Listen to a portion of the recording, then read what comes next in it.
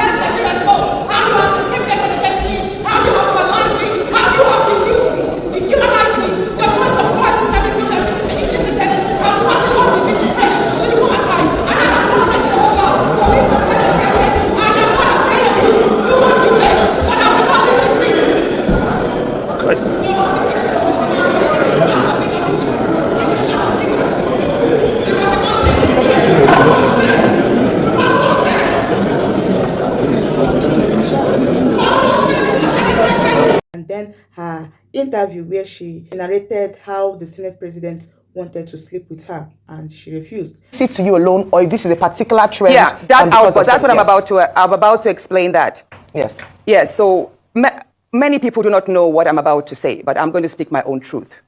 And the Senate President is allowed to counter that. It all started on the 8th of December, 2023, which was a day before his birthday and my birthday. We are birthday mates. We were all in Akwa Ibom because he had a big fanfare in the stadium. Myself, my husband, and a few of his close friends, we went to Akwa Ibom. And at first, we were at Ikot Ekpene. We were in his house in Ikot Ekpene. Then we all moved to his house in Uyo, which was about 8 p.m. And he held my hand, and said he wanted to show me around his house. My husband was walking behind us, just 3 of us. We're walking around from room to room. He showed me the beautiful interior. This was done by this, by that. This designer here, he bought this from us. Like, oh, it's beautiful. And then I noticed that he hastened his pace while still holding my hand. And my husband was behind, still on his phone, but he was catching up whenever he could. And then he got to this particular sitting room, and he said, do you like my house? I said, of course, sir. Every room, beautiful, nice interior, quality taste. He said, now that you're a senator, I'm going to create a time for us to come spend quality moments here. You will enjoy it. At that point, I just pulled away, and I was like, I didn't understand what exactly that meant. But then my husband now, when I turned around, I saw my husband was already near me, and the way my husband looked at me and looked at him, I was beginning to wonder, did he hear part of that inciting statements or not? And then the Senate President, too, I saw that he also had that thought, like, did my husband hear the invitation to treat or not? So then the Senate President now said, oh, by the way, let me show you my chapel. He has a chapel in his house as well. So when we were going to the chapel, we walked in silence and all. So that evening, before we left the Senate President's house at about 11 midnight to the 4 points in Ikote, and my husband asked me, Natasha, what did the Senate President whisper to you? What was he telling you? I thought, should I tell him that he was speaking about bringing me in here at a special time for us to have a good time? Or should I just kill it there, wrap it as if there was nothing? Because tomorrow was a big day. I know how much my husband adores the Senate President. He loves him as a brother. My husband would do anything to support him. So I told my husband, nothing. I can't remember what I created, but I just gave him some words to manage, to mask what was said. When we laid in bed, I looked to my right, and my husband wrapped his arms around me, and he said, my love, you can't tell me anything. What did the Senate President tell you? Again, I was like, don't you believe me? I said, nothing. Nothing. Moreover, it's my birthday in a few minutes. Let's just be happy. Then my husband told me he doesn't want to see me travel out of the country alone, and I should not go to the Senate President's house because he has a guest house where many senators do go there, after office to get approvals and all that. So I told him, okay, no problems. That was it. I thought that was going to be the end. But then, in February, I wanted to move a motion. I wanted to move a motion for the investigation on the ills of a corrupt practice in Ajakuta Steel Company. I listed that motion 5 times. It was the 6th time that it was listed on the order paper that was approved. Many senators can testify to that. Each time the motion is listed, just before he takes it, he will say, oh, Senator Natasha, we can't take this motion because the board of the Senate does not accommodate it. Or he will speak on others and then let it drag so that just before my motion is taken, the time will be well spent. So he kept on doing that. I went to him in his office. And I said, Senate President, you know how important this Ajakuta Steel Company to me is. You know how important it is to my people and to Nigerians. I've noticed that you have stepped down this motion. As a matter of fact, a number of senators told me, go and see him and plead with him so that he would take it. I was like, sir, please, why can't you take this motion? It's very important. It's been listed.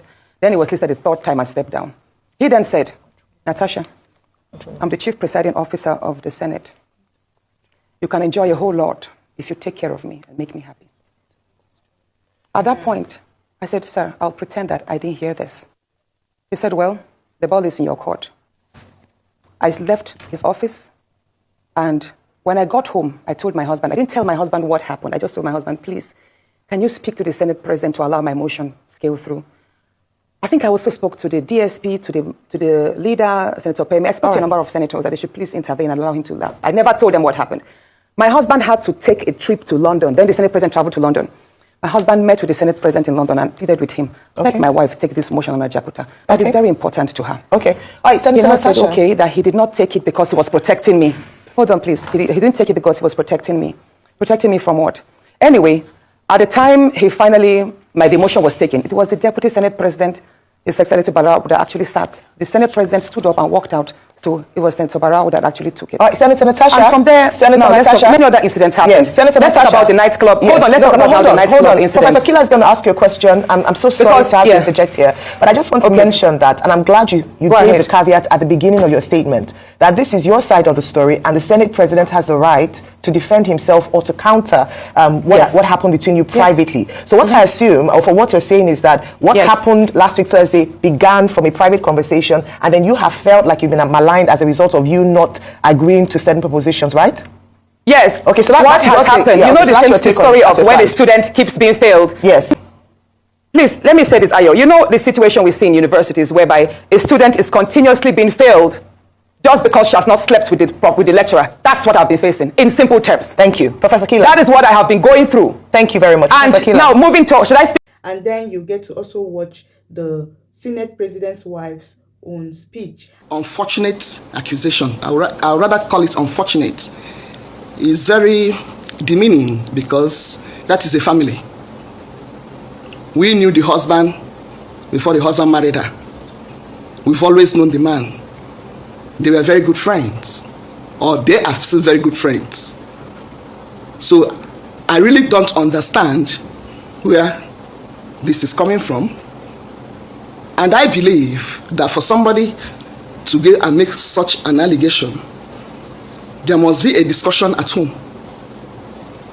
There must have been a sanction or an approval. Oh, you're going to say this, go ahead and say it. And if the approval has come from the husband, our friend, I believe that he would have spoken to me because we are close. And then if the wife had complained about such a thing and he still comes and is normal, there is no man you will tell, oh, that the wife will tell, oh, it's your friend harassed me. I know how you men behave, that will not frown. First of all, the attitude towards the person will change. But this attitude never changed. And if you're talking about the house, we don't have any house in Ikorebene. Ikorebene is a local government. We are from a Senudim local government.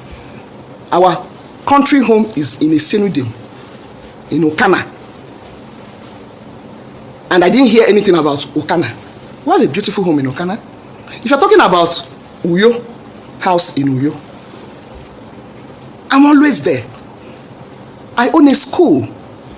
I'm always in my school. And when I finish at the school, I go home. So the home you are talking about, I'm always there. The Senate President is a very, very responsible man and disciplined. As a governor, the number of women we had then in government, I don't think any government has had that number of women. But in Akwa Ibom, when he was a governor, a lot of women were involved in governance. And none of them, not one, ever said something like this. In the past, we've allowed people to get away with a lot of things. And he will always tell me, if you can't stand the heat, leave the kitchen. I'm here to serve my people. They will throw mud at me. I said, but this mud is becoming too much. Why can't you do something? So I'm now the one going for a legal address. Finally, the Senate President's wife have sued Senator Natasha.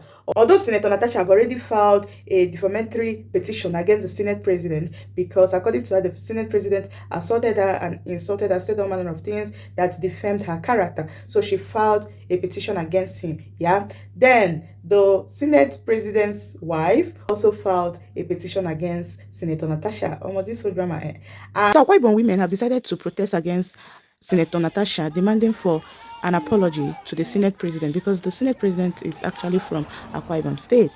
And I know that the Senate President's wife is behind this. This is so shameful. Women, when on go learn? Instead of you to just go and hide yourself in shame, you're coming out to defend man. As if you don't know how reckless your husband is. This is not the first time we're hearing about the Senate President's activities with women. When he was the governor of Akwa Ibom State, there have been a lot of accusations like this, yeah, regarding sexual harassment. So the wife will not tell me that she doesn't know the husband and doesn't know how the husband mingles with women. But she chose to come and defend him just to cover the shame. Women, sometimes when I deserve it, when they get. Because you people keep covering up for this man. They are telling her that should stop insulting our son. The women said that should be the first and the last for her harassing our son in a way which is not good. And the women of Akwa Ibom said we don't want that any longer. And Senator Natasha replies the Senate President's wife by warning her to stay away from her allegations against her husband for her sanity.